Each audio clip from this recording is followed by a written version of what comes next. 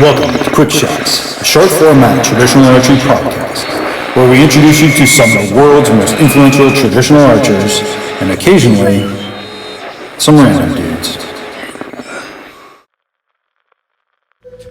New York, New York. Welcome to Quick Shots. Today we have Melissa Ortiz joining us.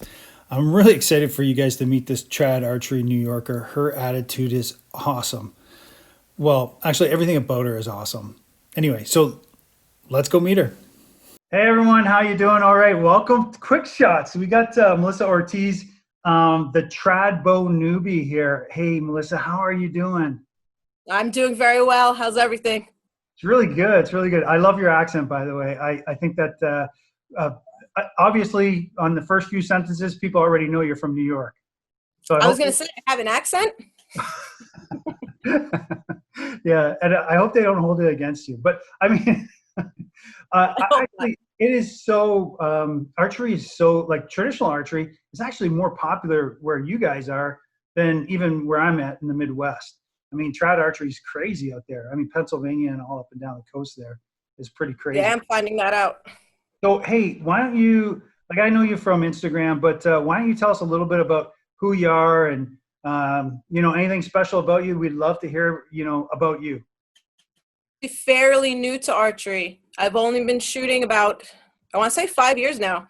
And I started out with a compound bow and went through lots of tiers with that. Just didn't work out for me. And I almost quit altogether. Just had really awful target panic until a friend of mine who was watching over me for several at local ranges was like, hey, guess what? I've been watching you and I haven't been able to get off of 10 yards. Here's what I think you need to do. F that bow. Okay. Take everything off. You need to get yourself a bare bow. You need to shoot nothing but a stick and a string. And he said it would take a lot of the pressure off of myself. He's like, I see you. You're too worried about all the gizmos and the gadgets, and just take a bow. So I think it was a Black Widow. He put a bow in my hand, and he's like, I've had a shoulder injury, so you should be able to pull the weight on this. All you do is you point, you pull back, you let loose, and yay. That's all there is to it. So I have been shooting traditional archery since then. It's the last 4 years, and it's the best thing I could have done. And I have more fun with it now than anything I've ever shot before. So, you're in New York, right? Like, where are you in New York?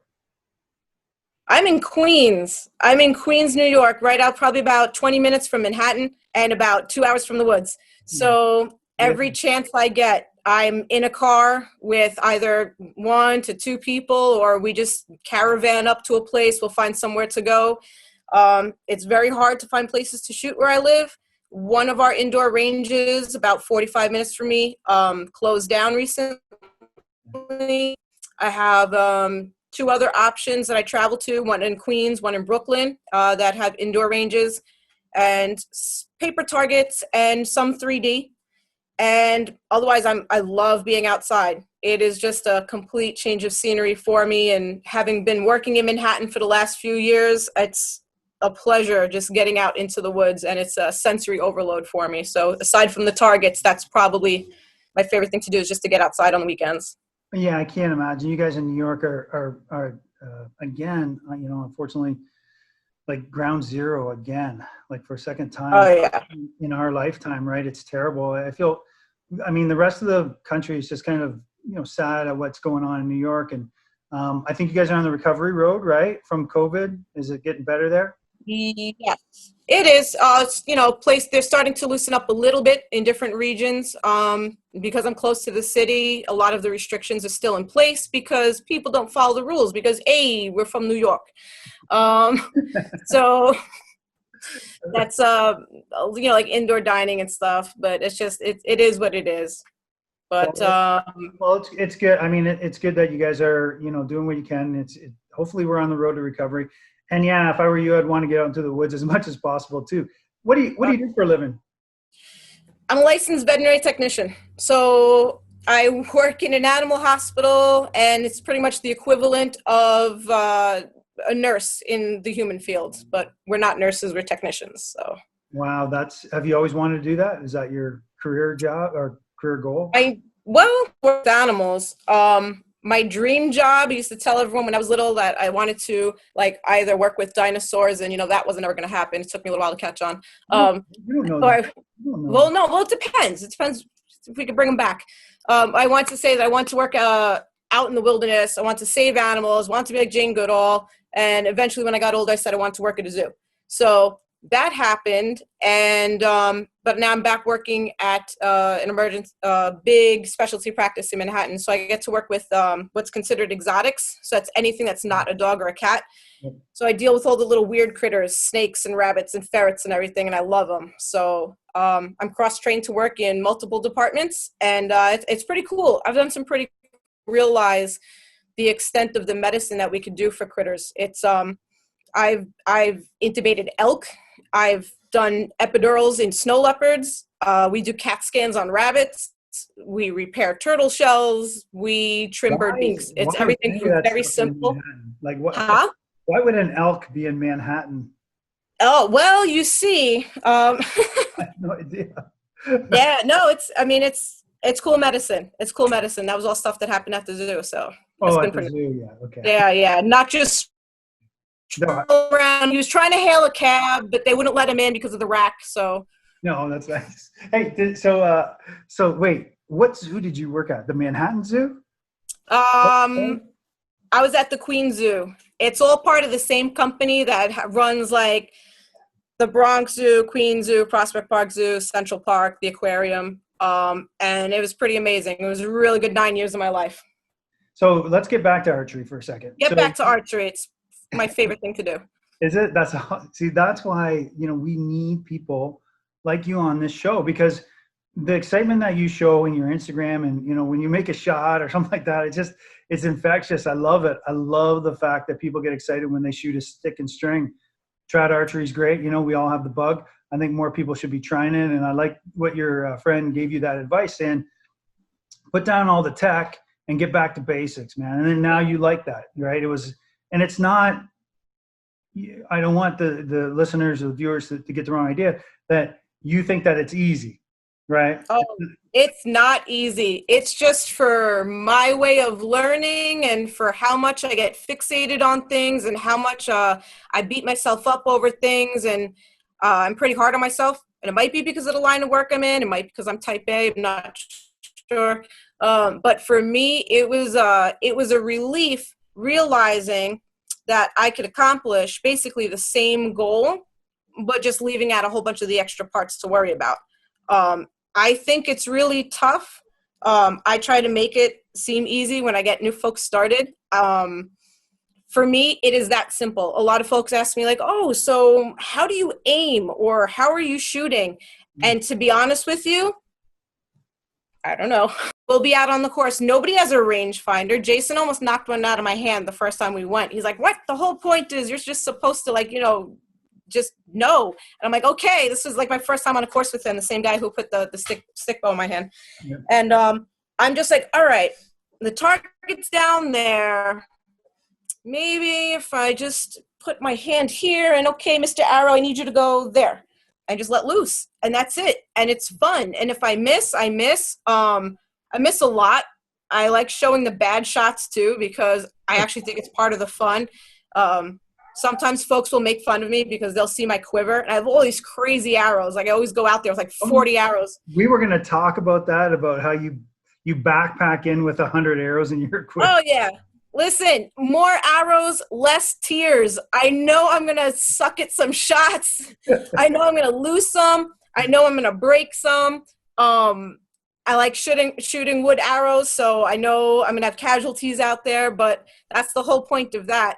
But I love it. I try to pass it on. I've introduced a handful of people to shooting with me, and I love it. I love having a little crew to come out with me. It's really exciting. It's so different from everything else we do on a normal day to day. You know what I mean? Like who would think like a group of people from Queens or Brooklyn are just going to go out in the woods one weekend and just, do something as exciting as this. So your story is incredibly interesting. I mean, I get it. I'm in the Midwest. People who are on the East Side, usually Pennsylvania, mid-Pennsylvania, they shoot, right? But I mean, that's more country folk, right? Not country. I mean, I'm not trying to be silly, but they're definitely, something about someone from the city shooting is exciting and interesting. I find it fascinating that you guys love it, and that's awesome. And you're awesome. You got a great style about you, and you got a good shooting form and stuff like that too. So I love it. Hey, it looks from what I can see in this picture here, you got some success behind you. Little bit. Little bit. Tell us Listen, a little bit about that. well, the little bit is local clubs. My plaque from Lancaster Classic, we had the Longbow Outlaws little contest that went on within the barebow class. A lot of the local shoots that I go to, and some of that is I happen to take first place or second place. I'm okay with that, because growing up when I was playing basketball and softball, I was let me tell you what a champion bench warmer I was. So archery is the first time I've ever been able to participate in something and be like, wow, I actually got something from this. It's more the excitement of participating, to be honest with you, because I think I step up to the line and people don't really expect me to be able to do as well or to keep up as well. Because why? Why do you think that is? I mean, you look like you got great form to me. Yeah, I don't know. I've had some folks scoff at the whole, oh, look at this one with the backpack with all the arrows and wooden bow. And, but I've had some, you know what we say though about that, right? What's that? Fuck those guys.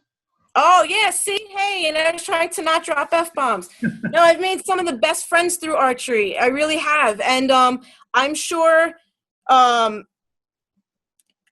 know he's proud. I've become very, very good friends with my bowyer, Mike Roberts from Sock Trail Archery. I'm positive his bows were made for hunting. I don't hunt yet.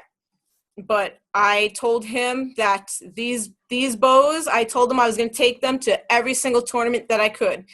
And I've had a handful of people tell me, oh, that's great. That's a hobby bow. That's a hunting bow. That's not meant for tournaments. And again, because I'm from New York. Once you tell me I can't do something or I shouldn't do something, guess what I'm going to do? It's kind of like my mom telling me, no, you can't get that piercing or tattoo. So you tell me that bow really doesn't belong in a competition. I signed up for almost every competition I could within the first 2 years that I've had my longbow. I went everywhere. It was amazing. So perfect segue for us. I mean, tell us about your bow. Tell us what bow you're shooting, what poundage is on the fingers. Give us all the details, and let's talk about your bowyer a little bit more. Yeah. So shooting Sock Trail.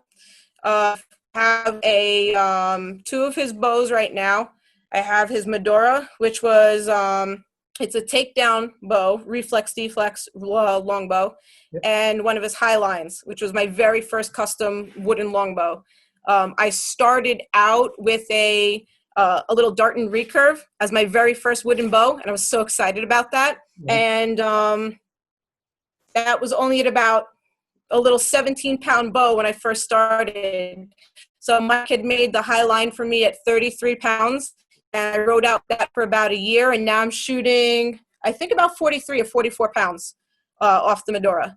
And I love that it's a takedown because he knows how badly I want to travel out of state to compete.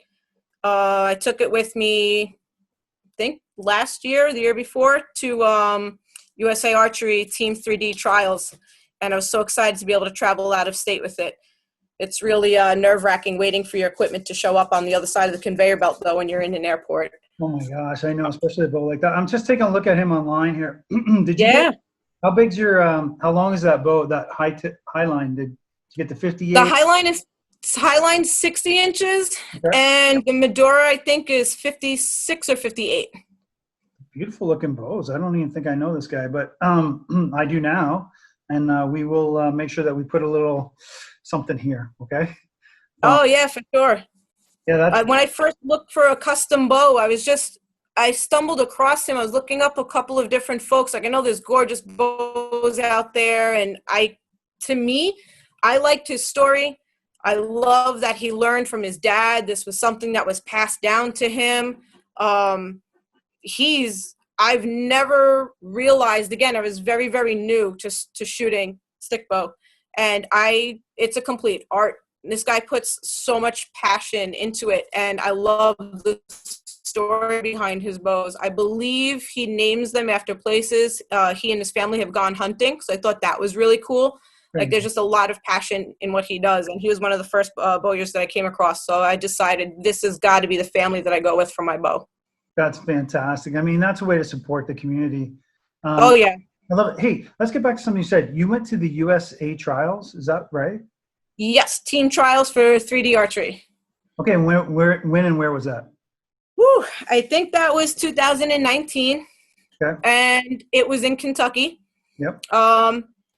It was amazing. It was so amazing because I'm like, all right, whatever. Like, I'm from Queens. I haven't been on teams before. I haven't competed that much, and there were famous archers there, and it was exciting because I have been told, I mean, it's with every sport, right? It's with everything, even at work. If you want to get better, you have to work among or play among people who are better than you.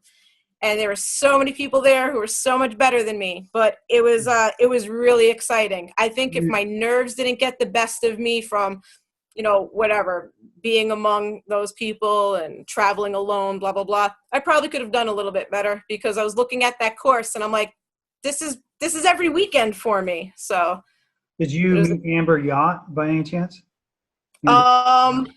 Not like from a distance. I was like fangirling over to the side over a lot of people that weekend. So yeah, Fawn Gerard, Amber Yacht. Oh yes. Yep. Fantastic archers. I got to shoot with them in Tennessee. They're brilliant. Got to interview them guys, which was really nice. Amber took home the longbow championship. Yep. Which was great for in the ladies division for IBO World Championship, which is cool. Do you know that we have a the 10th through the 13th? Yeah, 10th. Yeah, we have barebow. I'm gonna be there. You're gonna be there? I'm gonna be there. I've even spoken to Fawn on the phone. Like, she's amazing, and I love that there's a handful of female archers out there for me to look up to because it's they could shoot. So I can't wait to get there and train with them. Unfortunately, due to the COVID situation in Ohio, essential workers are not allowed to go out of the state at this time, and Melissa informed me that she will not be able to attend now. Learn from them. That's awesome. I'll see you there. If we get in a group together, that'd be fun. Very cool. Yeah. I'll be driving up and in the barebow class and just kind of hanging out doing barebow, and a couple of guys from Kansas here are going to be doing that. So that'd be cool. That'd be nice to meet you. So I'm so glad that we got you on the show then. Hey, so that's your bow. You're about 34 to, you say 34 to 35 pounds, right? 43 to 45 right now. Oh, sorry, 43 to 45. Oh my Yep. goodness. And that's what you're going to be competing with? Yes. Okay, so I personally, I shoot 40 pounds. Nice. I'm like, I can't shoot that. That's too heavy for me. That's my hunting setup is like 45 pounds. And are you drawing, like how long is your draw? Do you know? 26 inches. Wow. Okay. So that's a heavy bow you got. And, Yep. Are you shooting woodies or are you using carbon? What's your arrow? I'm shooting wood arrows. I've just started setting up some carbons out on the 3D course because there are some shots that I just don't want to risk taking with some of these beautiful arrows that I've had made. And there's nothing more like gut-wrenching than hearing that crack out in the woods and you're like, that was my arrow. So I just started putting together some carbons just for like, iron bore shots or, hey, shoot that 80 yards away and plan on not finding it shot. Yeah, I think why don't you explain what an iron bore is to everyone? Not everyone's shot a 3D course or a fun 3D course. Oh, you guys are missing out. Jeez. So an iron boar or an iron deer is going to be a cutout of a silhouette of an animal, and the only part that is foam, you would hope, is the kill zone. So it's going to be right over the heart, and geez, I don't know, it could be like a 4 or 5 inch opening, and you could be over 20 yards away, and you're risking taking a shot at that to see if you can get it right in there. I've been to some awesome courses. Yeah. Yeah, otherwise you're sacrificing your arrow to the... Oh, yeah. You hear this awful clink and crack and all these other... You see sparks flying sometimes. It's interesting. That's funny, sparks. I don't think I've seen sparks, but that's pretty awesome. So, yeah, those are fun 3D courses. What Melissa is talking about, though, this bear bow and the stuff that you've done, just for our listeners, is that those are competition grade target archery that she's going down at the boot camp to train for. And, there's going to be a lot of stuff going on at the boot camp, not just, us going out and shooting and seeing who gets the best score and then they make the U.S. team. There's going to be several coaches there that are exceptional archers. Dwayne Martin, Fawn Gerard, obviously, are going to be there. And so those guys are going to talk over some things like course management, like how far away is a target? Can you determine how far away the target is? And that's important, especially if you're a bare bow shooter, because you're string walking, but mostly you're not, right? You're shooting 3 under, or you're shooting split finger? 3 under. 3 under, touching the nock, right, with wood arrows. Yep. That category is also another, that's the bare bow category, the longbow category, which is another category that you can shoot internationally for the U.S. team. So, so then they're going to talk about target panic and a bunch of other cool stuff too. And I struggle with target panic, as we all do to some extent. I'm starting to get over it, but I'm hoping that this will help me out going out to this bear bow camp. Hey, speaking of that, why don't you tell us, you do have a bit of a unique style. I mean, your stance is wide open and stuff like that. Tell me a little bit about your overall shot process. Like, how do you start it? What are you thinking about in between? And then at the end, like just before you loose that arrow, what's going on? So there's usually a lot going on up here. It's a little too busy sometimes. And that's why I actually started having to talk to myself through my shots, because when I first switched from compound to traditional, I love everyone that I meet, and you always get advice, and I always want to welcome everyone, because again, I'm always going to be the newbie, because I feel like you could keep on learning, right? So that's why someone joked with me that screen name will never change for me. So I take in everybody's advice, but I try to use what works for me. And I feel like I can tell you things that I certainly don't do. I do not hold on to my shot. I bad habit in compound, letting it rip and not settling into my anchor. I'll probably settle in for about 1 second and then just let it go. And my shots come out better for me that way. I know any coaches that are going to be listening to this are going to be like, oh my God, this one's just playing with all of the bad habits. But that's what works for me. And that's the whole point, right? Yep. So once I found out that snap shooting was actually a thing, I'm like, this is fantastic, because that's actually everything that everyone tried to correct when I was shooting my compound bow, and now it's working for me shooting traditional. Because when I'm on the line, I stand the same way that I would as if I'm out in the woods. Like, okay, I know that kind of lean into the shot a little bit. I know that I crouch down a little bit. I'm not completely, my feet aren't, 12 inches apart or whatever it's supposed to be.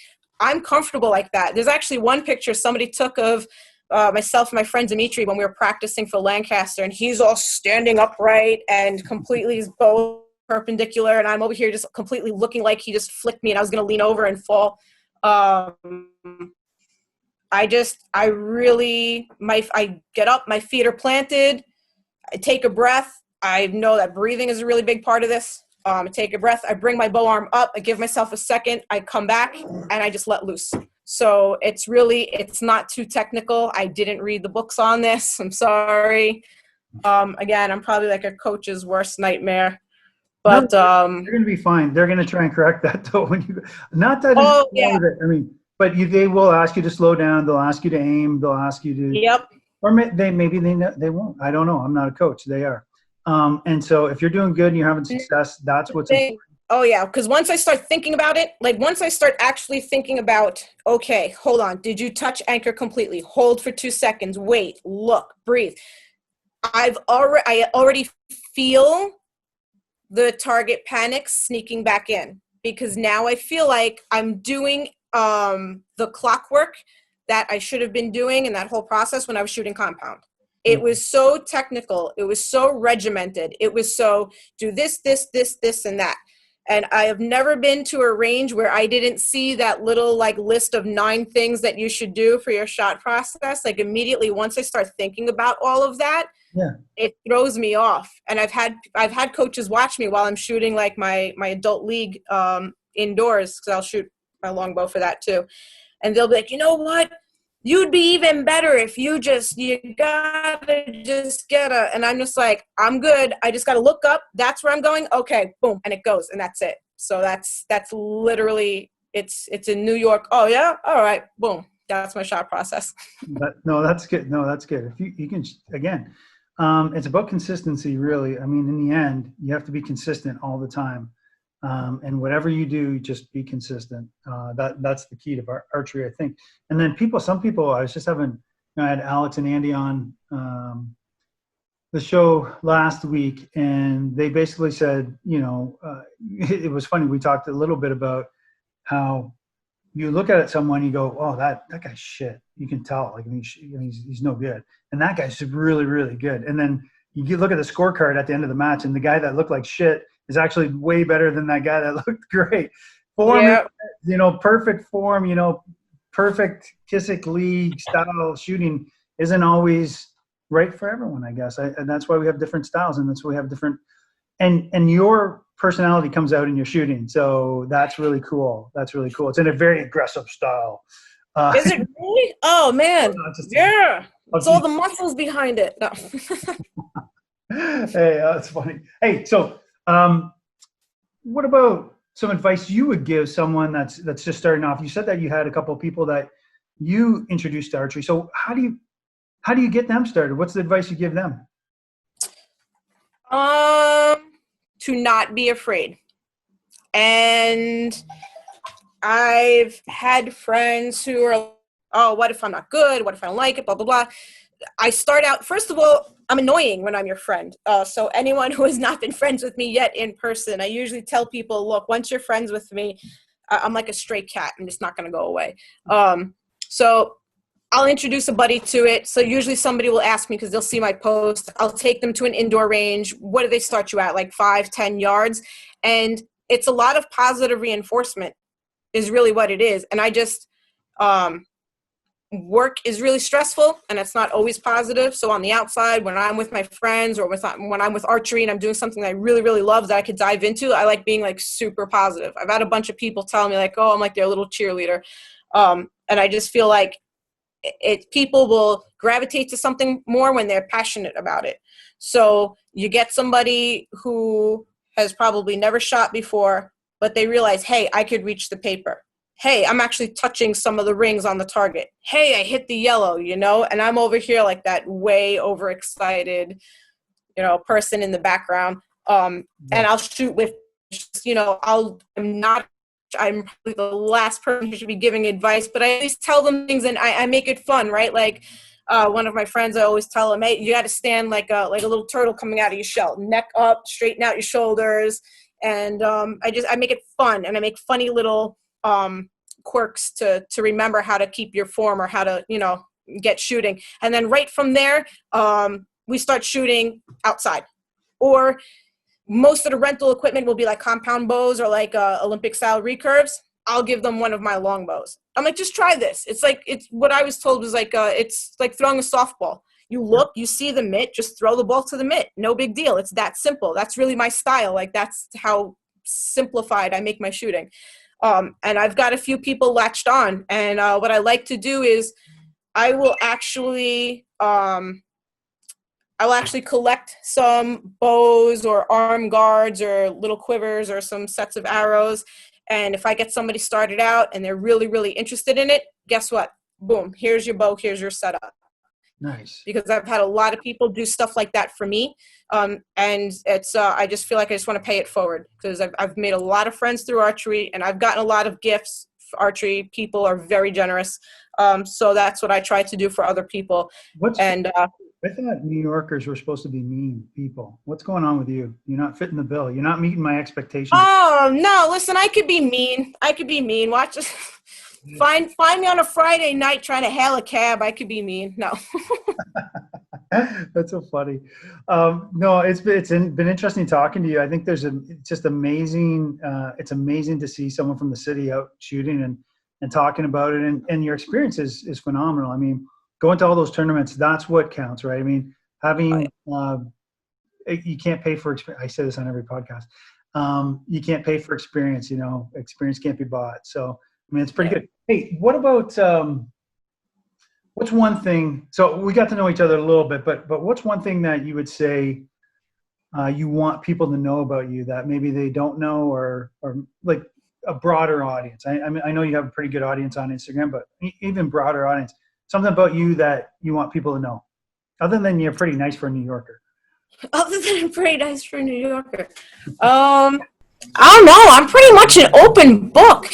You've seen my Instagram. I put everything on there from what I do at work to I'm a nutty pug owner to, I don't know, I have a stamp collection maybe. That's like a kind of it's a nerdier side of me. I don't think anyone would expect that from me either.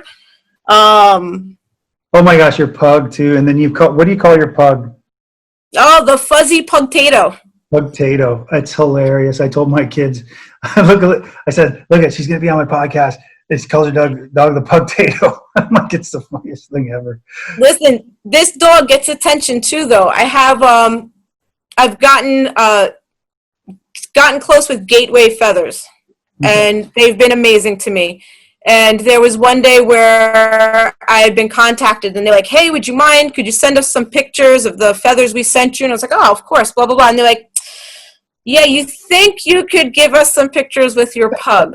And I'm like, oh, my God. They don't care about you. They're your dog, Gateway Feathers. Shame on you. You see that? But it was great because I had a little quiver and a little bow. And I threw it on her and sent them pictures. I was like, is this okay? Because I could take her out too. We're going to have pictures of your pug over top of all this stuff that we're talking about right now. Oh, yeah, great. I'll send you the one with her quiver on since we'll just exploit her too. What's her Instagram page? She doesn't have one yet. You're such a terrible pug owner. I'm a terrible pug owner. She doesn't have one yet. And I don't know. I post so much on mine that I'm just like, oh, and I got to manage the pugs too. She doesn't have thumbs. I'm going to have to manage this for her. Oh, yeah, I guess you'd have to do it. That's right, too. My dog is Scruffy Finn, if you want to be friends. Definitely. That's awesome. Hey, listen, we're gonna wrap this up, but I'm gonna ask you a few quick questions, and you kind of to the best of your ability. You have not been informed of these questions. Is that correct? That is correct. I'm nervous. That's easy. All right. Name 3 things you'd rather be doing other than this podcast. Oh God, nothing. Shooting. I'd rather be shooting. There you go. Working on my stamp collection. That's a lie. Honestly, no. This podcast, shooting, or listening to some of my new records. I just started a record collection. And then what records did you get? You're talking vinyl, right? Oh yeah. This is I've got some Ozzy in there. I've got some Stray Cats in there. I've got the Muppets in there. Listen, I got a little. Woo! You asked for honest and weird and eclectic. Here it is. I got the Muppets. I got Ozzy and the Muppets. That's right. You know how balance. Sorry, go ahead. It's just balance. I was scrolling through your Instagram, and then I had the volume on, and one stopped, and your friend was listening to Dropkick Murphys, and I'm like, oh my God, that's fantastic. I love Dropkick Murphy. But anyway, I thought you'd be a fan. Oh yes, no, I am. That's Jason's fault also. That was Jason who got me interested in that band and in traditional archery. Oh, see, he's a cool dude. Maybe I should have him on this podcast too. You should. That's my Viking buddy. All right. Hey, number 2. What's your spirit animal? My spirit animal? Oh, my God. Don't say coffee. Don't say coffee. No? A real person? It can be anything. My spirit, it can be anything. Yeah. What gets you going? What what externally would be your spiritual likeness? You're going to kill me, but man, Kermit the Frog. Okay, we're sticking to the Muppets. I love it. We're going to stick to the Muppets. Listen, Okay. there's a lot going on up here. It's a lot of crazy, and it's a lot of creativity, and it's a lot of stuck on the 80s and stuck on being kid-like, and That's funny. Stuck on the 80s. Were you even born in the 80s? I sure was. Are you kidding me? I'm borderline vintage. No, I was born in 80, like the actual year 1980. Oh, you look like, okay, I'm gonna delete that part because you look like you were 20 years old. Seriously. Yeah, I know. Listen, I still get carded for scratch-off games in 7-Eleven. I'm like, sir, if I'm going to be doing anything illegal, it's not going to be here in 7-Eleven. I can assure you that. Oh my God, that's funny. All right, okay, here's one for you. Since you're a veterinarian, nurse, veterinarian, whatever, what's the official title? What's your official title? Licensed veterinary technician. Vet tech. All right. Yep. If an animal could talk,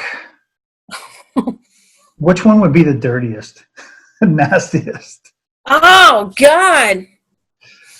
Is it a frog? Is Kermit the Frog? He can talk. It's not going to be Kermit the Frog. It's not going to be Kermit the Frog. Jeez, I don't know. That's not where my mind. Oh, okay, man. Who would be the rudest? Like, what would be the rudest animal? Like. Oh, well, I don't know. Isn't it supposed to be the honey badger that just doesn't give a shit? No, I know plenty of animals that just. Yeah, I know plenty of animals that just don't give a shit. There's tons of them. I treat half of them now. Wouldn't like snakes be assholes though? Like seriously, I mean they just bite anyone. They don't care. Yeah, but they don't even they don't even flip anybody off. That's true too. So I think they can't be that bad. They can't be that bad. Okay, so what is? It's got to be Oh my God! I got to think about this. I've dealt with a lot of jerks over the years. Shit. You know what? Not for nothing. They're cute and all, but I'm going to tell you now. As far as like rudeness, nothing sucks worse than a sea lion telling you off. I can tell you that. I came face to face with a 990-pound sea lion. He was one of my patients, so we were able to have direct contact with him.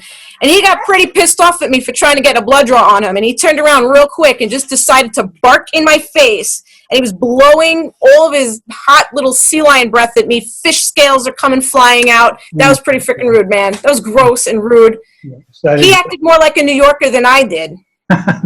Hey, for all our New Yorker listeners. Yeah, hey, no offense to anybody. No offense to the order.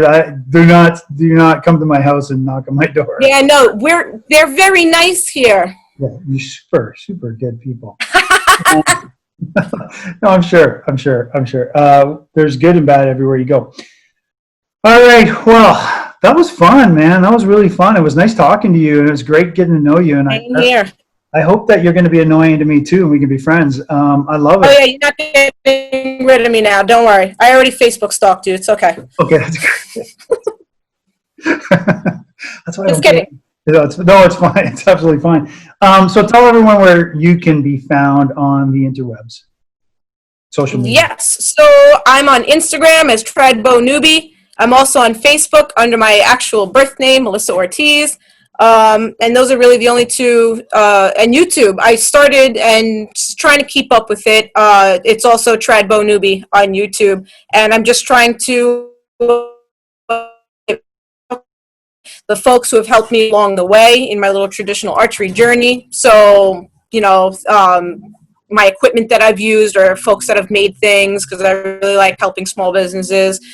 And I try to just document my whole, still continuing 5 years later, learning how to shoot and documenting all the courses and the local clubs that I've gone to, because I also like supporting local clubs and not so local clubs. We drive down to Pennsylvania and Jersey some weekends and up to Connecticut. So I like hanging out with different club members. And just anywhere I could shoot, let me know, because as soon as these travel restrictions loosen up, I've made it my goal to travel and visit as many clubs as I possibly can. That's fantastic. It's good to support those people, and it's good that you're getting out as much as you possibly can. And it's just a really interesting story. Okay, so I want to thank you very much for being a guest, and thanks to all the listeners that made it this far. And don't forget to like, subscribe, do all those social media things to get the word out, pass this video around, and we really appreciate you. So until we talk again, everyone, stay safe and be happy, healthy. Peace. We're done.